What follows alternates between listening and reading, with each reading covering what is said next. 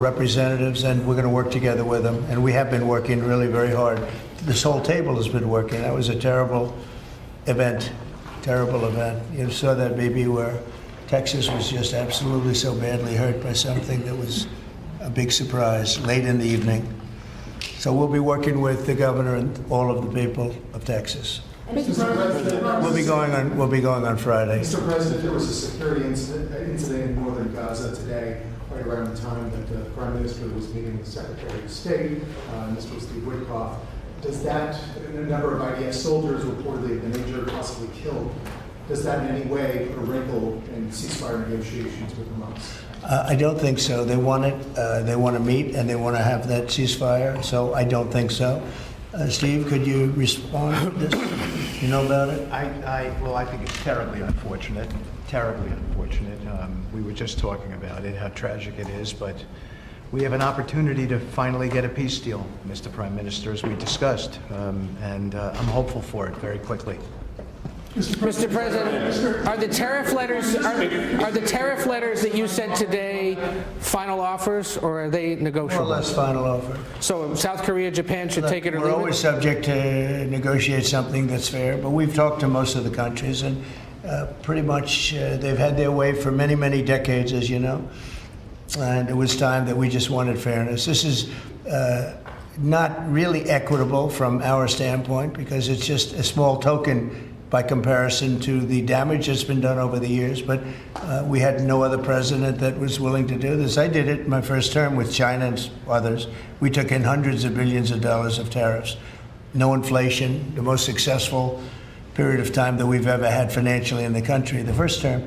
I think this term is going to be much better, even much better than that. That was the best ever, and this is going to be, I think, substantially better. And we're on the way to doing that. We've already taken in over $100 billion worth of tariffs, and we haven't even started.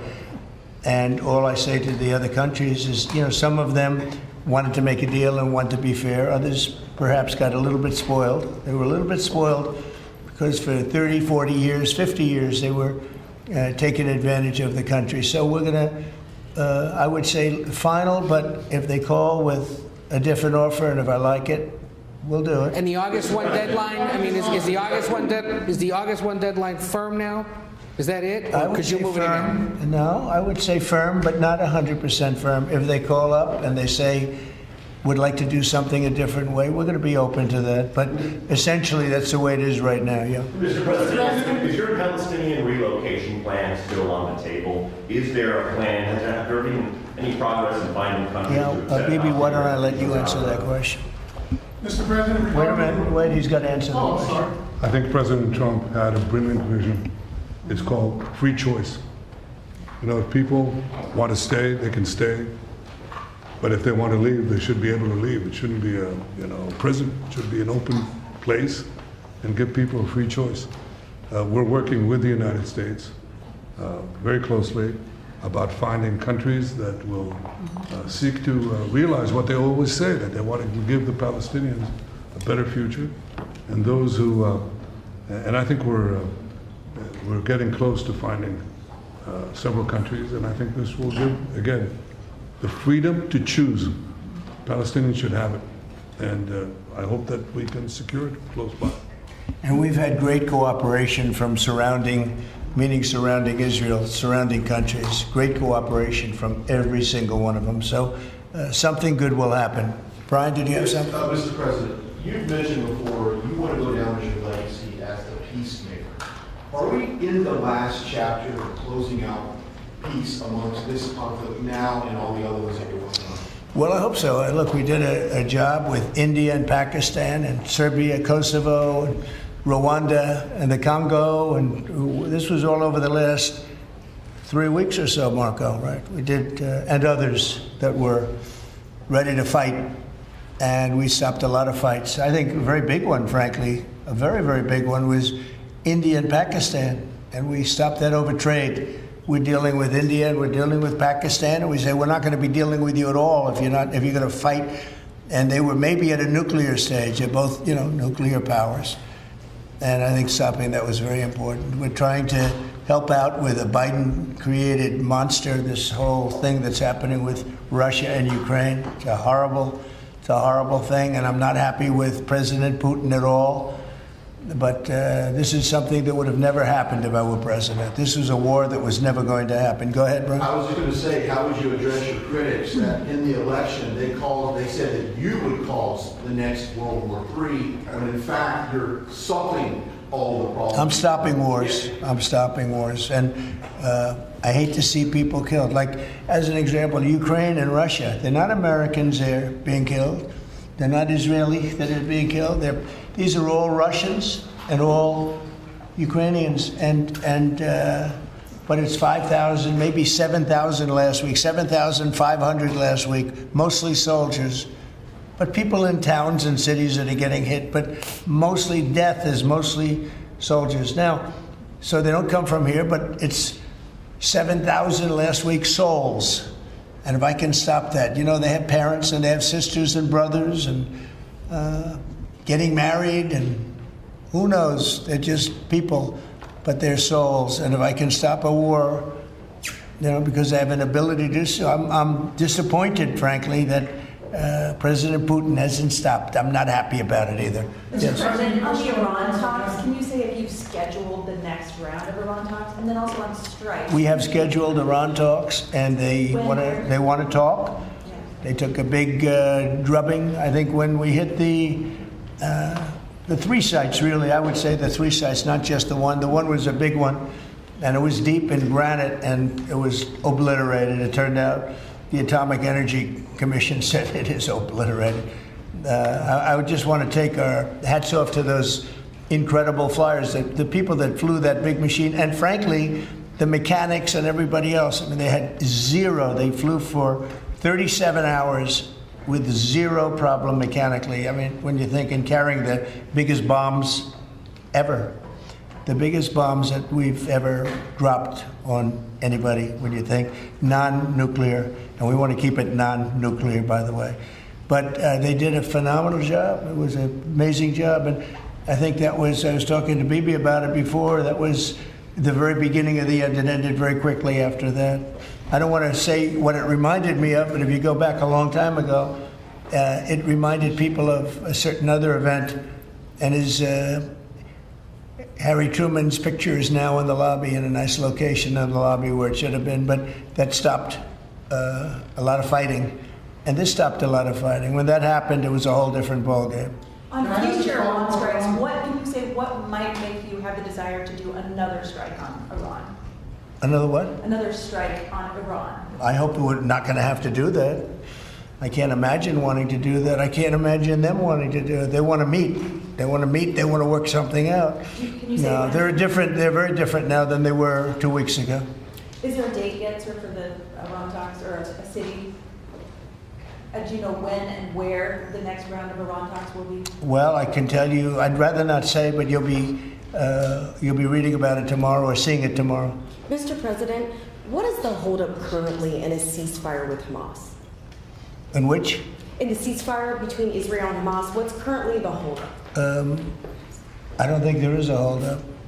Well, I don't think there's a holdup. do you think that you're going to? I think things are going along very well. They just, left each other, and it was not a pleasant period of a few days. It was a little longer than a few days, but this was not a pleasant period of time. And we were at the end, 14 missiles were shot, and every single missile was shot out of the air. It was pretty amazing. That was sort of the end. And they told us they were coming and where they were and what time they were coming. And they said, if you'd like to have a different time, we'll do that. And that's respect when they do that. I appreciated that they did that. There was no surprise. We got the soldiers out of the base in Qatar, in this case. But they knew they were coming. 14 missiles were coming. 1 o'clock, they said, would you like to make it later? I said, no, let them come at 1 o'clock. And at 1 o'clock, everybody was, as you know, over 5,000 people left the base. And we had 3 gunners and 3 assistants. And out of the 14 that were shot, all 14 were knocked down. And that was the end. That was about it.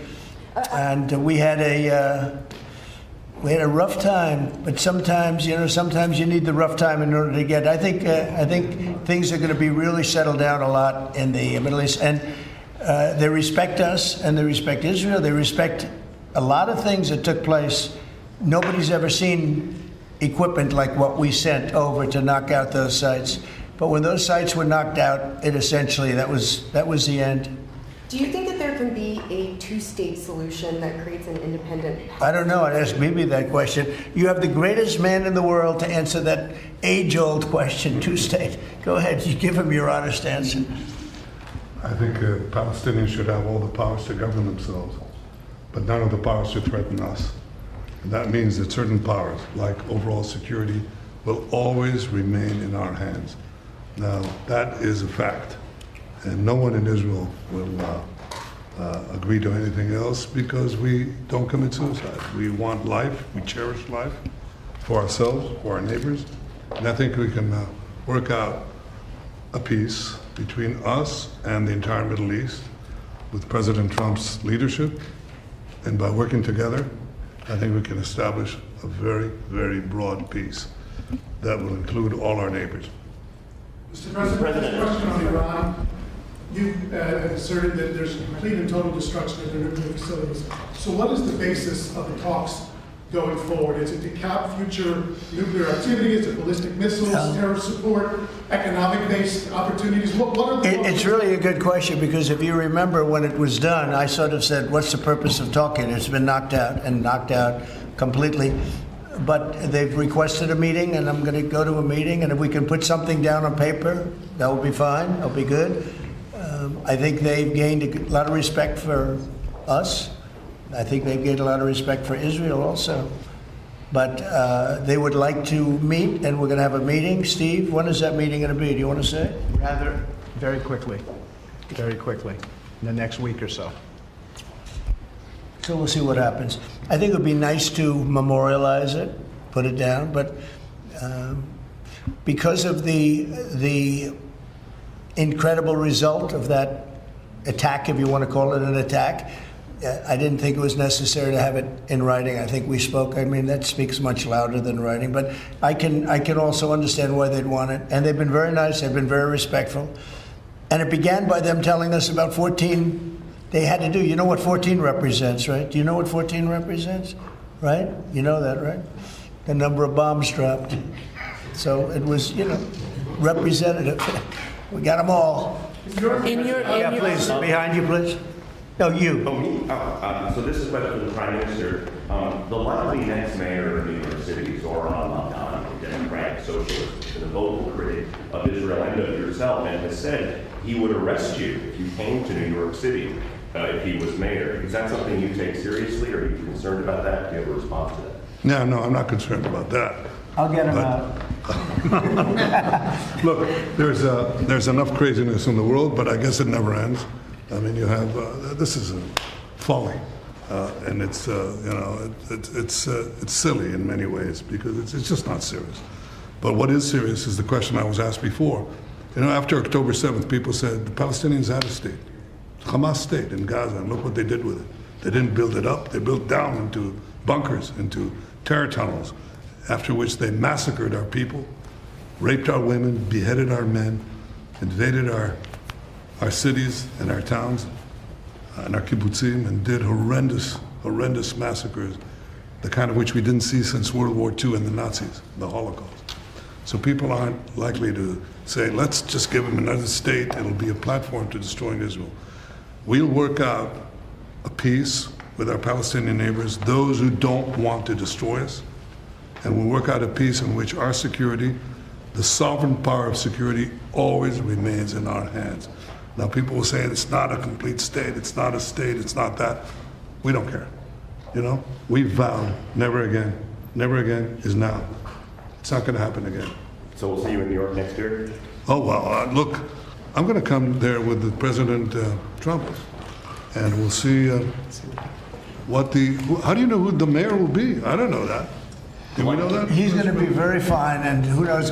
We don't know who the mayor's going to be yet. But this is a communist. He's not a socialist. He's a communist. And he said some really bad things about Jewish people. And he said some really bad things about a lot of people. And I think he's going through a little bit of a honeymoon right now. But he might make it. But, you know, it all comes through the White House. He needs the money through the White House. He needs a lot. He's going to behave. He'll behave. He better behave. Otherwise, he's going to have big problems. But it's a philosophy that this country is not ready for, and it never will be. By the way, we have a man with us who thought this was going to be a very glamorous, easy job. He's the ambassador to Israel, Mike Huckabee, former governor, former everything. I'd say he's a former everything, and respected and loved by everybody. And he loves Israel. He loves the state of Israel, and nobody loves it much more. And he's not Jewish, and he loves Israel. And he wanted to be there. I said, you know, Mike, it could be dangerous. No. Well, at least I was right about that. He was in every bunker you could be in. He was running around from bunker to bunker, but he's still with us, fortunately, and he's done a great job. Would you say a few words, Mike?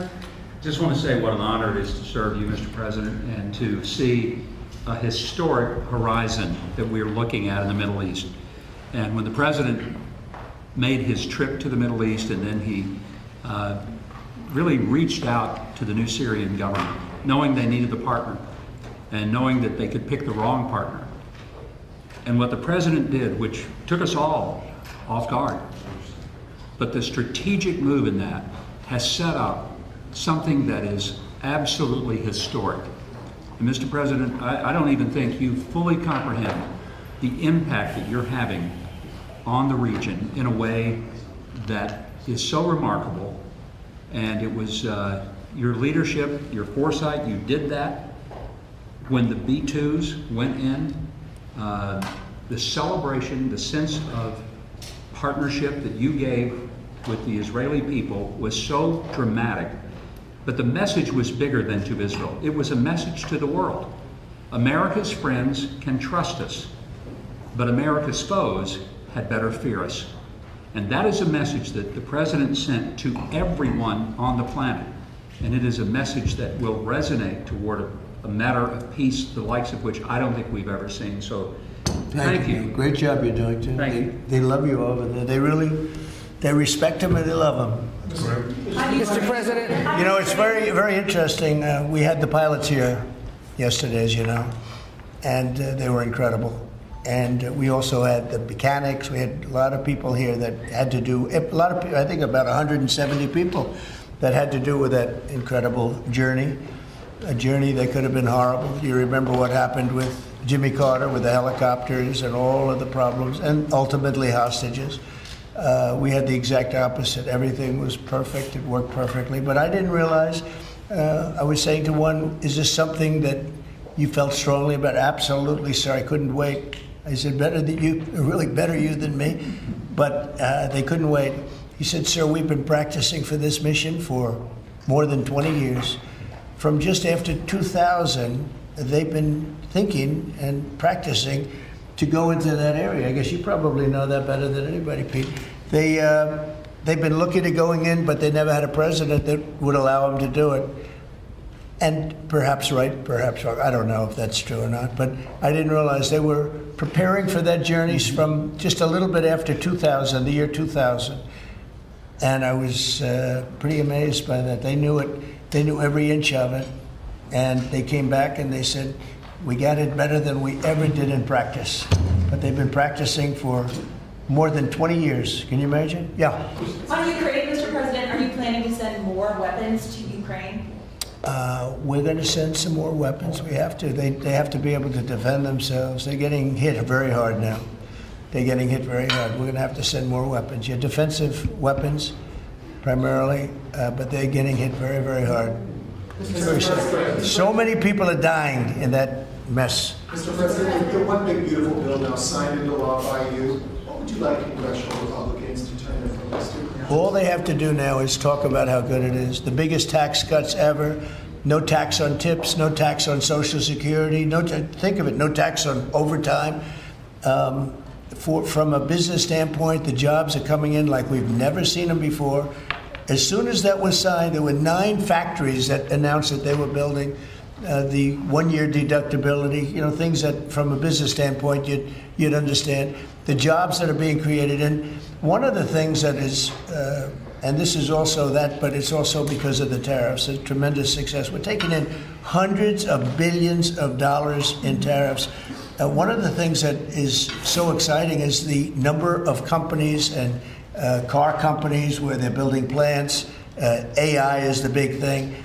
We have over $15 trillion announced already, and it's been, I mean, really, I would say it's been during the last 3 months, but we're here for a short period of time, and some administrations never had anywhere near that number for a whole term, probably for a whole 2 terms.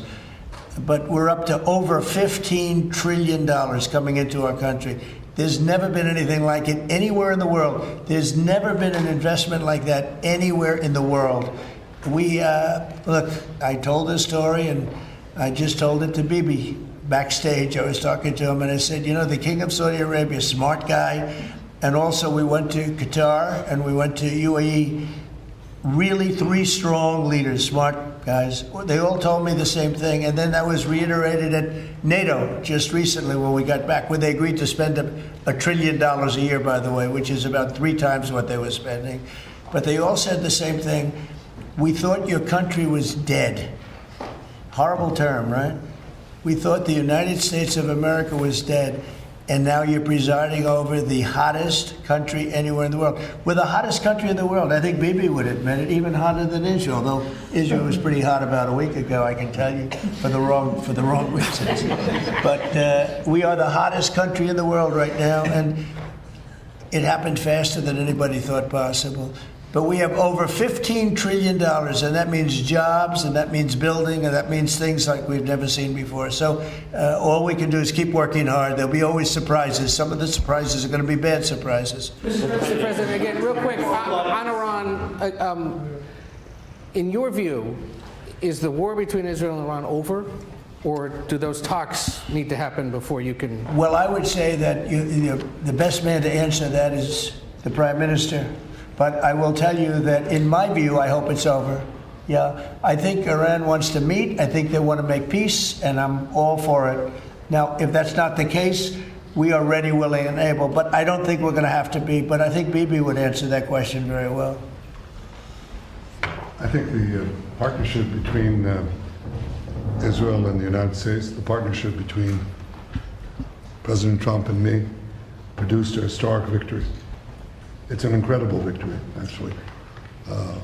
It brought the greatest capabilities of the United States that are unmatched with the great capabilities of Israel and the army of Israel, pilots of Israel, soldiers of Israel, and the Mossad. And the combination of these 2 extraordinary capacities produced a decisive result.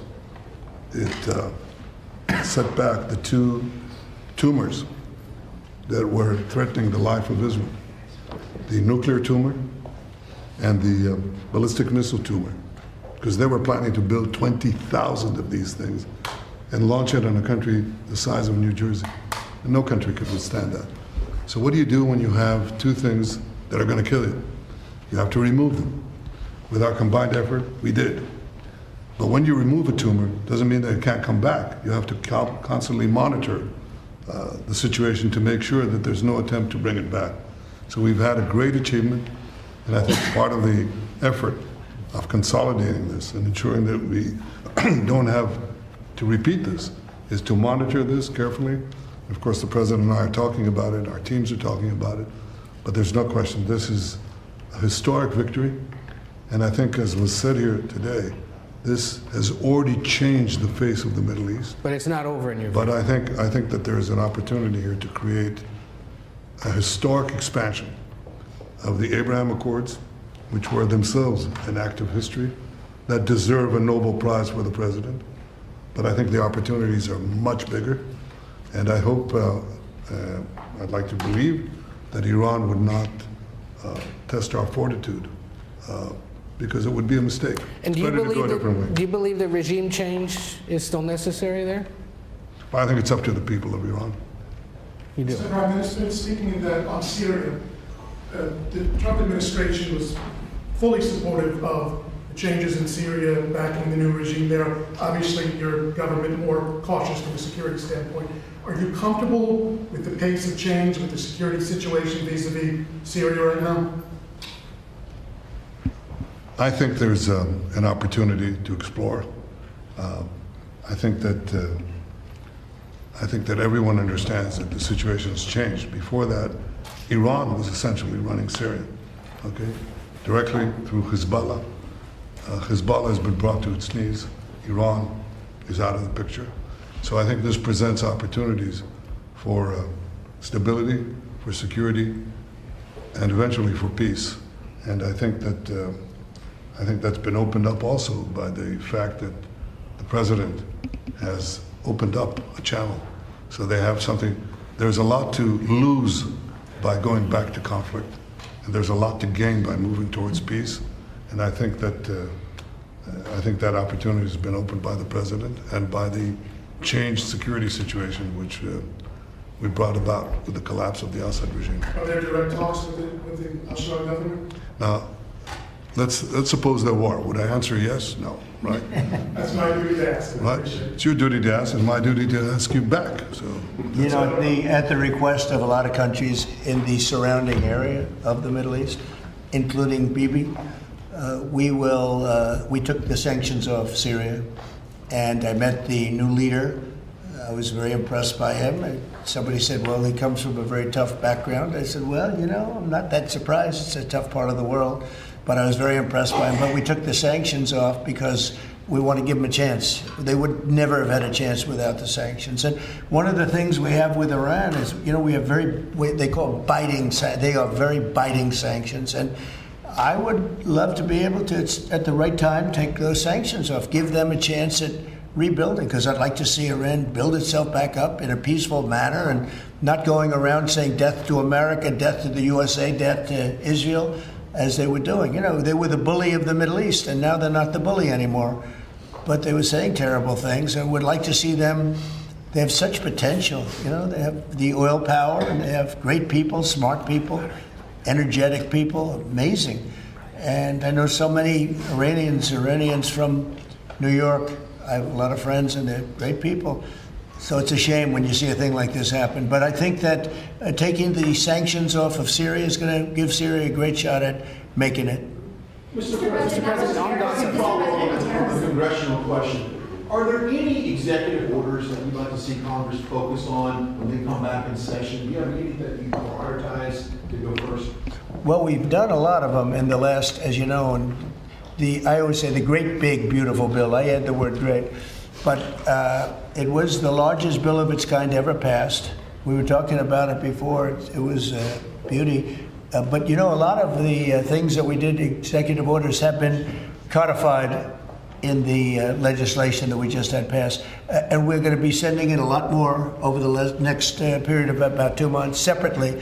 But a lot of it was part of that beautiful big bill. Mr. President, on tariffs, what happened to 90 trade deals in 90 days? We've spoken to everybody. We know it's all done. Well, it's day 80. I told you, we'll make some deals, but for the most part, we're going to send a letter. We're going to say, welcome to the United States. If you'd like to participate in the greatest, most successful country ever. I mean, we're doing better than ever. I don't think, and you're going to see these numbers soon. We've never had numbers like this. We've never had investment like this. We have more than 90. We're going to have much more than 90, but most of those are going to be sent a letter. This is exactly what I said. Now, we've made a deal with United Kingdom. We've made a deal with China. We've made a deal. We're close to making a deal with India. Others we met with, and we don't think we're going to be able to make a deal, so we just send them a letter. If you want to play ball, you have to. This is what you have to pay. So as far as I'm concerned, we're done. We're sending out letters to various countries telling them how much tariffs they have to pay. Some will maybe adjust a little bit depending if they have a cause. We're not going to be unfair about it. And actually, it's a small fraction compared to what we should be getting. We could be asking for much more, but for the sake of relationships that we've had with a lot of really good countries, we're doing the way I do it. But we could be getting a lot more. We could ask for a lot more than what we're asking for. Let's say we're done because you're sending the letters. To follow up on what Ed had asked earlier, you're counting these as deals by saying, here's the tariff rate we're going to charge. I'm saying, here it is. Congratulations. Welcome to the United States. I hope you make a lot of money, and you're going to pay us money. ripping us. They were charging us tariffs at levels that nobody's ever seen before. We have some countries who are charging 200% tariffs and making it impossible to do business. And what the tariffs are doing is they're driving people in and companies into the United States. That's why we're building all of the work that you see happening in this country right now, and it's at a record level. All the factories, all of the AI institutions that are being built. It's largely because, well, I think it's because of November 5th, a good election, and I think it's because of the tariffs. Thank you all very much. Thank you. Thank you. Thank you. What's for dinner? I don't know, but it looks good to me.